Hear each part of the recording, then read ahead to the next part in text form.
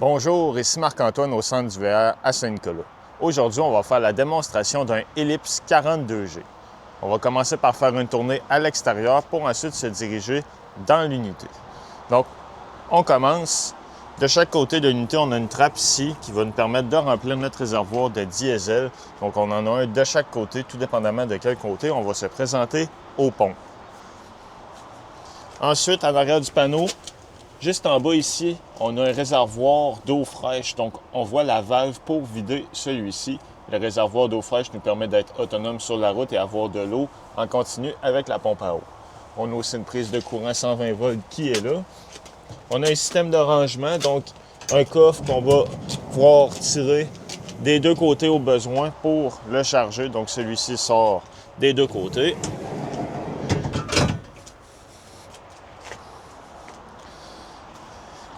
Encore plus de rangement qui est là.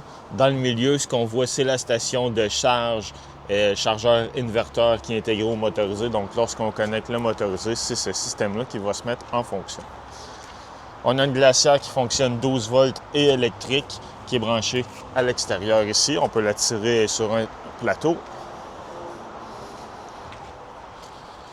Un coffre d'arrangement, ce qu'on voit là, c'est l'échelle pour accéder au toit qu'on vient installer à l'échelle qui est déjà fixée au mur à l'arrière.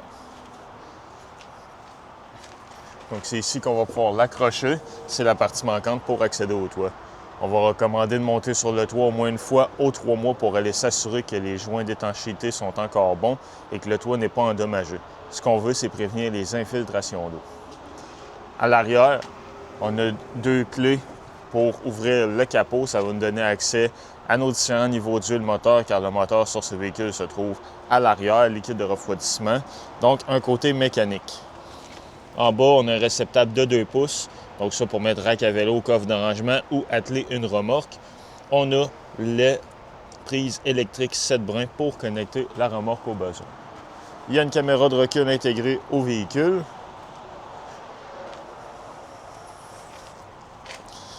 À l'arrière, les deux batteries qu'on voit ici, ce sont les batteries qui vont servir à faire décoller le moteur.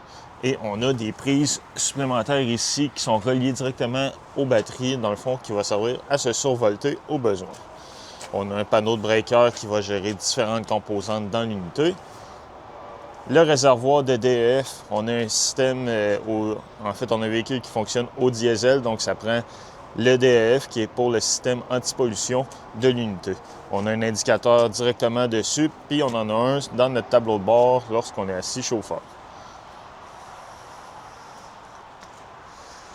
Maintenant, pour notre station d'eau, on a l'emplacement ici pour connecter l'eau de la ville ou du camping. Par la suite, on va pouvoir mettre notre valve, quand on le met en position normale, l'eau de la pression de la ville ou du camping qu'on va utiliser. Lorsqu'on veut remplir notre réservoir d'eau fraîche, on va simplement tourner la valve pour remplir notre réservoir.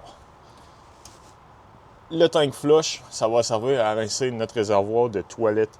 Donc, si jamais on a des mauvaises odeurs qui s'accumulent, on connecte l'eau juste ici. Puis à l'aide de geste, ça va rincer l'intérieur.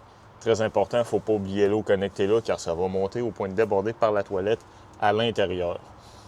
En haut, on a un interrupteur pour activer la pompe à eau, lumière extérieure et lorsqu'on appuie ici, en fait, on a un système auto-level sur le motorisé. On peut mettre en fonction de la porte d'entrée, du siège chauffeur et d'ici au besoin. Donc lorsqu'on appuie sur level, il va se mettre de niveau par lui-même. On a une petite douchette avec l'eau chaude et l'eau froide. Et ici, ce qu'on voit, c'est nos valves. Donc, dans ce cas-ci, on va avoir 2 valves noires car on a 2 toilettes dans l'unité et une grise pour l'eau des éviers et de la douche. Quand on effectue la vidange, on va toujours connecter notre tuyau ici. On va commencer par ouvrir une des 2 valves noires en premier. Et quand les 2 valves noires sont vides, on va ouvrir la valve grise pour rincer notre tuyauterie au complet. Quand c'est fait, on referme nos valves et on remet notre capuchon. On a la possibilité de voir nos différents levels. Donc, réservoir d'eau fraîche, eau grise 1, eau grise 2 et eau grise noire. On voit aussi le voltage de notre batterie qui est juste ici.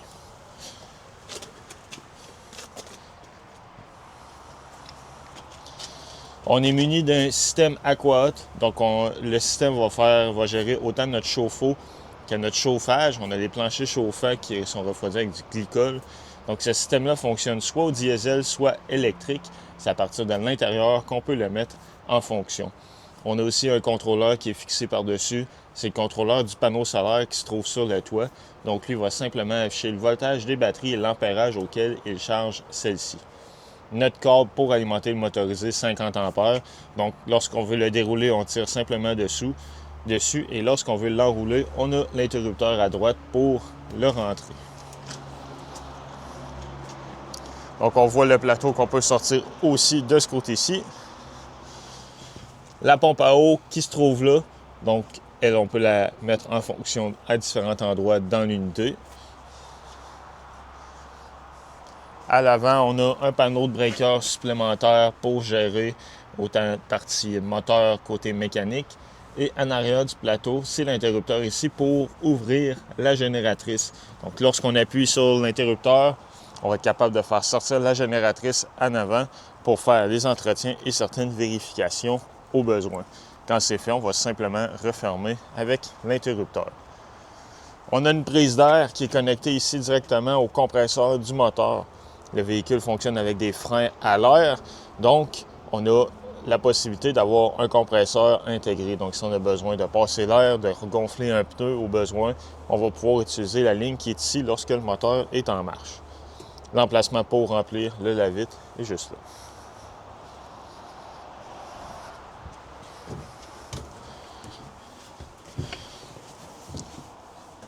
Une fois à l'intérieur, sur notre premier panneau de contrôle, on va pouvoir gérer de l'éclairage autant intérieur-extérieur. Ici, on a le second interrupteur pour mettre de niveau le véhicule. Donc, si on appuie sur Level, il va se mettre de niveau automatiquement. Awning Power, donc c'est une sécurité. En ce moment, s'il est fermé, on ne sera pas capable d'ouvrir aucun auvent. On va le laisser à on. L'ouverture et la fermeture, autant l'auvent de la porte que l'auvent du patio. On peut mettre Awning Sensor, donc ils ont des capteurs de vent. Lorsque les auvents vont détecter trop de vent, ils vont se refermer automatiquement. On peut les mettre à l'eau, ça va être des vents approximatifs de 15 km/h et à high, des vents approximatifs de 25 km/h. On a un bouton Lock, donc pour barrer les portes directement. Compartiment Light, donc ici c'est l'éclairage qui va alimenter tout l'éclairage sous le motorisé dans les coffres de rangement. Batterie châssis, donc c'est notre couteau principal.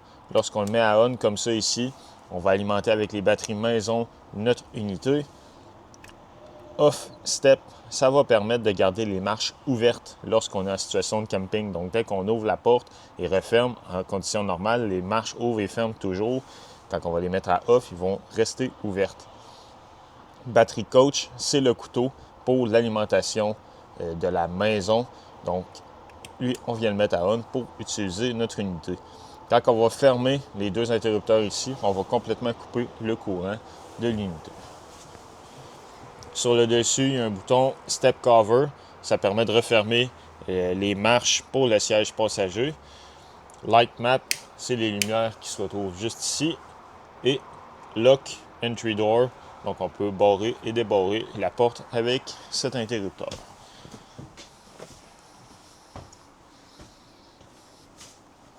Le réfrigérateur, lui, fonctionne sur le 120 volts électrique.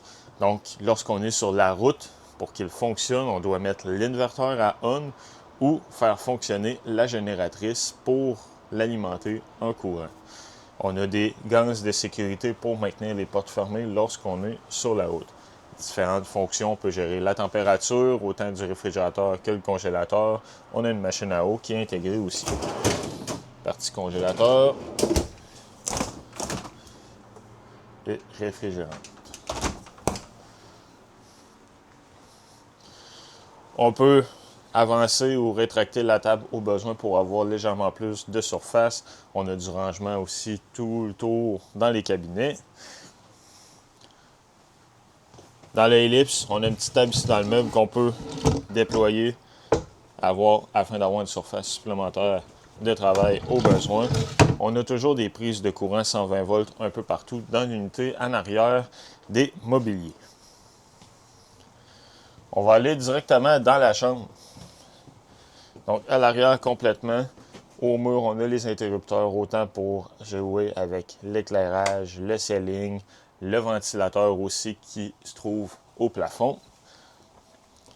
La télévision, en fait, toutes les télévisions sont connectées à une antenne qui se trouve sur le toit.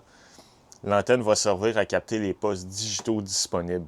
Pour y parvenir, on doit aller dans les paramètres de la télévision pour effectuer un channel scan. À ce moment-là, l'antenne va détecter s'il y a des postes digitaux de disponibles. Un exemple, au centre d'hiver à Saint-Nicolas, on va capter 3 à 4 postes différents. Cette étape-là est à refaire dès qu'on va se déplacer avec le motorisé, et ce pour chaque télévision au besoin. Donc, on a la prise de courant qui est là, le rangement, et on a un garde-robe qui fait tout le fond de l'unité. Même chose pour le lit, donc prise de courant de chaque côté. On a un interrupteur du côté gauche qu'on va pouvoir activer pour jouer avec l'inclinaison de celui-ci.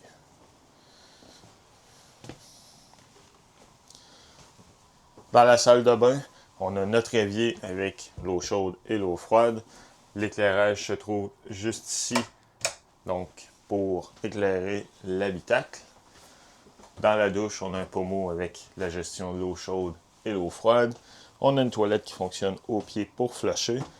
Un interrupteur supplémentaire pour décoller la pompe à eau. Donc, encore une fois, la pompe à eau sert seulement lorsqu'on est en mode autonomie sur la route pour utiliser l'eau de nos réservoirs d'eau fraîche. Au plafond, on a un fan qu'on va pouvoir mettre en fonction. Donc, il y a un moteur électrique sur celui-ci, puis il est thermostatique aussi. Donc, on va pouvoir le mettre à une température prédéfinie pour qu'il ouvre au besoin.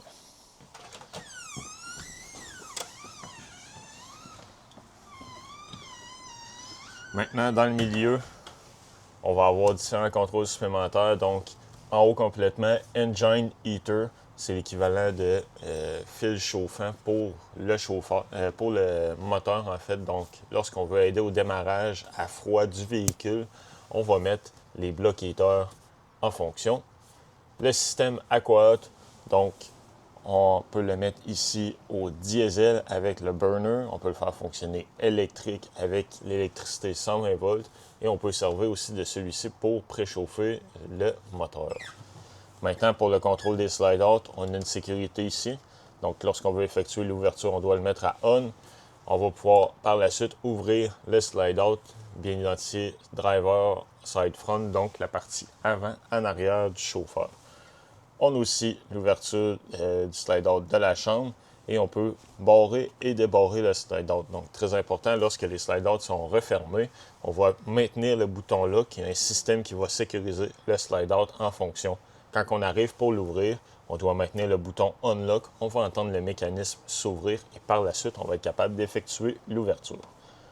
Pour le thermostat, lui, on va être capable de le gérer en zones différentes, donc zone 1, 2 et 3. Et sur chaque zone, en fait, on va pouvoir modifier le mode. Donc, est-ce qu'on va vouloir chauffer, on va vouloir climatiser, faire fonctionner la ventilation.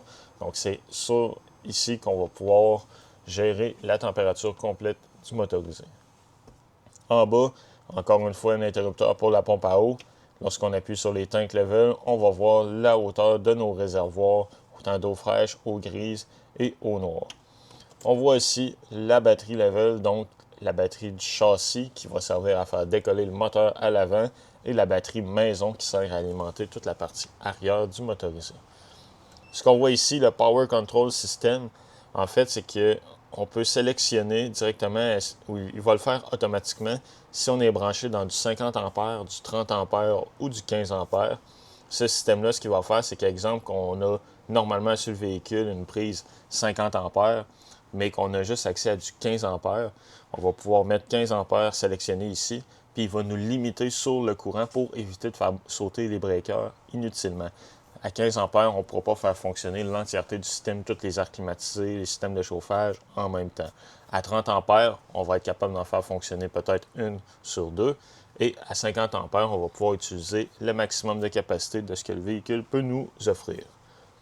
En bas, c'est le contrôleur de la génératrice. Donc, lorsqu'on veut décoller celle-ci, on maintient le bouton Stop, prendre quelques secondes.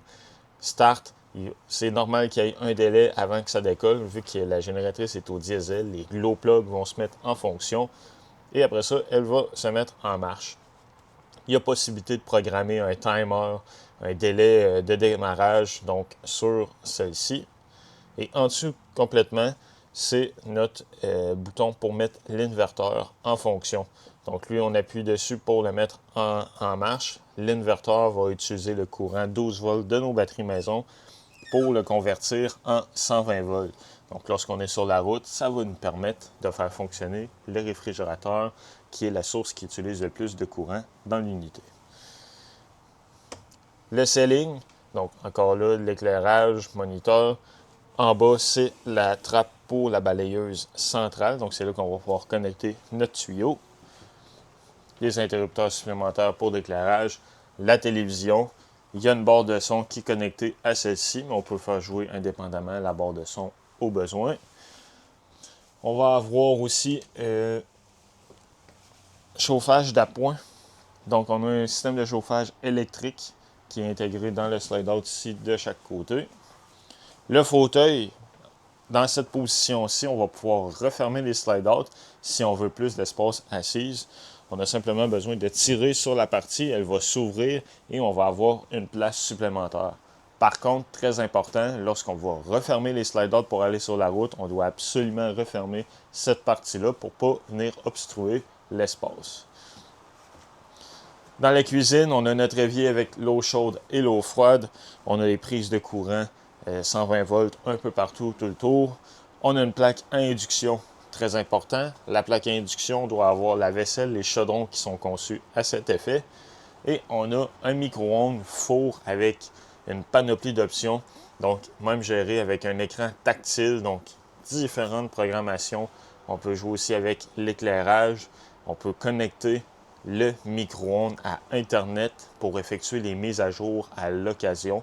Donc, vu que c'est l'équivalent d'une tablette, très important, une fois de temps en temps, on va recommander de le connecter à Internet pour le maintenir à jour. Le lave-vaisselle, lui, différentes fonctionnalités. Donc, les modes qu'on va avoir, dans ce cas-ci, il est barré. Le bouton Power pour le mettre en fonction, le débarrer juste ici. Ce qu'on voit là, c'est la pochette. Dans la pochette, on va retrouver tous les manuels d'utilisateurs des électros. Le micro-ondes, le lave-vaisselle, le réfrigérateur, les télévisions, donc tous les accessoires électroniques qu'il y a dans l'unité. Les manuels sont ici. Fait qu'on va pouvoir s'y référer quand on va faire de la programmation, si on a des questions. C'est dans la pochette. Maintenant, à l'avant, côté chauffeur, on a le contrôle principal pour les jacks stabilisateurs. Donc lui, la manière qui fonctionne, on doit mettre notre véhicule en marche à on ou le moteur qui tourne pour avoir le maximum de voltage possible.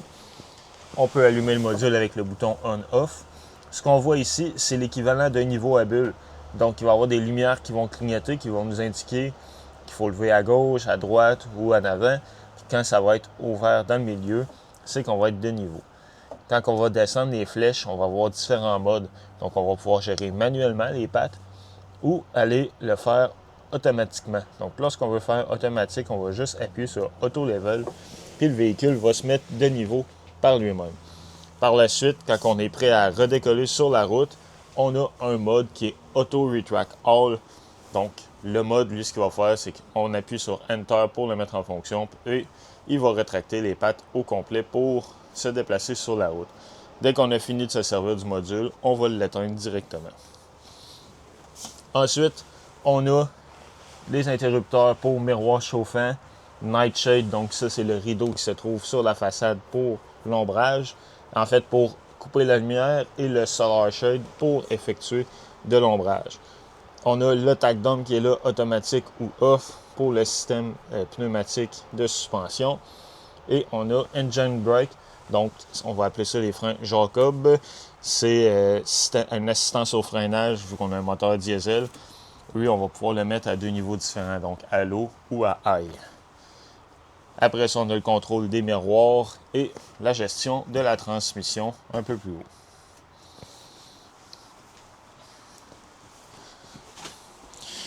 De ce côté-ci, on a air horn, donc on a un klaxon électrique sur le volant, mais on a des klaxons aussi à l'air qui sont beaucoup plus forts qu'on peut mettre en fonction ici. Genset, donc on peut partir la génératrice d'ici, barrer et débarrer la porte d'entrée. Le système de radio, il est central, donc on peut le faire jouer soit dans la partie du motorisé ou dans la partie à l'avant, juste ici. Et on a des lumières front auxiliaires, donc des lumières auxiliaires qui se trouvent sur la façade. On va avoir les écrans aussi qui vont nous montrer les caméras qui se trouvent tout le tour de l'unité. C'est ce qui conclut la démonstration du Ellipse. Merci.